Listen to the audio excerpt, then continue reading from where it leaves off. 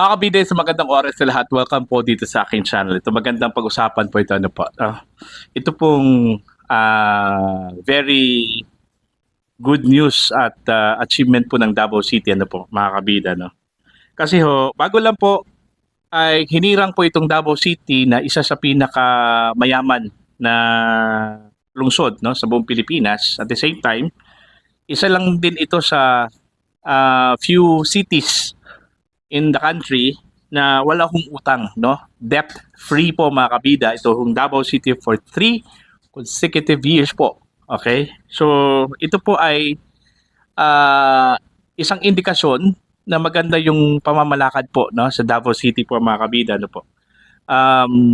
Very contradicting doon ho sa mga sinasabi at aligasyon ng Davao City po daw ay hindi daw totoo yung mga napabalitang safest city at hindi daw organized at may mga corruption daw na nangyari, no, sa pamamalakad po, no, ng Davao City, mga kabida. Ito patunay po ito, mga kabida, no, dito sa inilabas na balita mula sa Philippine News Agency. Sa pong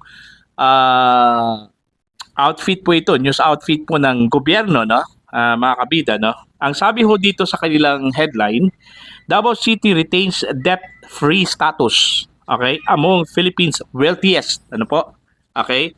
Sa inilabas po na COA report, mga kabida, for 2023, ano, mula sa Commission on Audit, okay, ang Davao City ay nasa number 9, 9th place po sa pinakamayamang lungsod sa buong Pilipinas. At alam nyo ba, ang Davao City, yung kanila kong assets ay tumaas po kumpara nung 2022, ano, mga kabida.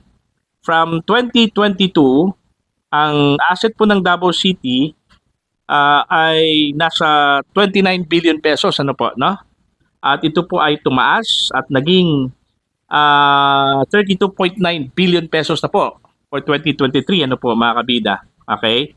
Now, sa kanila hong anong tawag po dito? Net asset, no? Iba kasi yung asset lang, yung gross asset at saka itong net asset, ano? Yung gross asset po nila ay nasa 32.9 billion pesos, ano?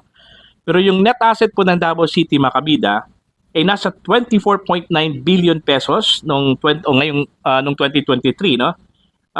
From 21.2 billion pesos noong 2022 at 17.7 billion pesos noong 2021. So malaki yung itinaas po ng assets po ng Davao City. At mantakin nyo, from 29 billion pesos ay naging 32.9 billion pesos na po yung kanilang asset. So ibig sabihin po, maganda yung pamamalakad po, no, from the father, the patriarch, Duterte Patriarch, hanggang doon ho sa anak na si Vice President Sara Duterte na naging mayor po ng Davao City, mga kabida, okay? At ito po ay sinundan po ng kanilang bunsong anak, no, bunsong kapatid. Ito pong si Mayor Sebastian Baste Duterte na yun, minana yung debt-free po ng Davao City mula kay Vice President Sara Duterte, o Mayor din Sara Duterte, at hanggang ngayon, 3 taon na po, 3 consecutive years, no? Ito po yung magandang pamamalakad po, no, sa Davao City. Ito po ay contradicting doon ho sa mga aligasyon ng Davao City daw ay hindi ho daw maganda yung pamamalakad ng mga Dutertes, mga kabida. Kaya yun, isa po itong sampal doon ho sa mga kritiko po, no, ng mga Duterte. Mantakin nyo, mga kabida, ilang lungsod lang ba o ilang cities lang ba ang may ganitong status ngayon, no? Ang pagkakalam ko lang po Davao City, as far as city is concerned, ano, na wala hong utang ni 5 o ni piso po, mga kabida, no? Wala hong utang ang Davao City. At bago lang po, meron ho silang binili na mga kagamitan, additional assets po, at hindi po ito counted, mga kabida, sa additional assets po ng Davao City, ano, meron hong mga assets po dito katulad ho ng mga fire trucks, dump trucks, yung mga ambulance, rescue boats, no? May mga patrol cars ng Philippine National Police, particular sa Davao City Police Office, no? At marami pa po, no? Ang nakita nating binili po ng Davao City, mga kabida, despite na hindi ho sila umutang ng pera para pambili ho dito o nitong mga kagamitang ito, no? Billions of pesos yung halaga, no? Hindi ho million lang yung ipinambili po itong mga kagamitan no bagong kagamitan po ng Davao City assets po para sa emergency and rescue operations, mga kabida, no? Okay? So, yun po. Isa po itong indikasyon, isa po itong pagpapakita po ng gaano katatag yung puhunan at pera po, no?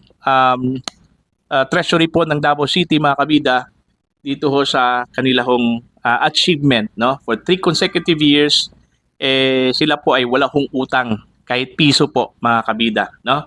So, sila pa yung namimigay po ng pera. In fact, pag may mga kalamidad sa ibang bahagi po ng bansa, isa po ang Davao City ang nangunguna sa pagbigay tulong, no? Doon ho sa mga sinalanta po ng mga kalamidad po, no?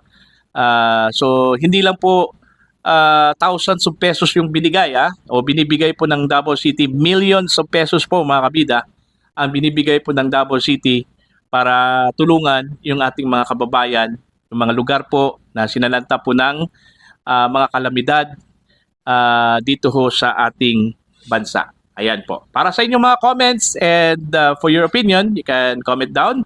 At sa mga hindi pa po subscribers sa aking channel, mga kabida, you can subscribe. Just click the subscribe button, click also the notification bell, click all para updated po kayo, mga kabida, sa aking mga uploads. Maraming salamat po sa inyong lahat at God bless, mga kabida.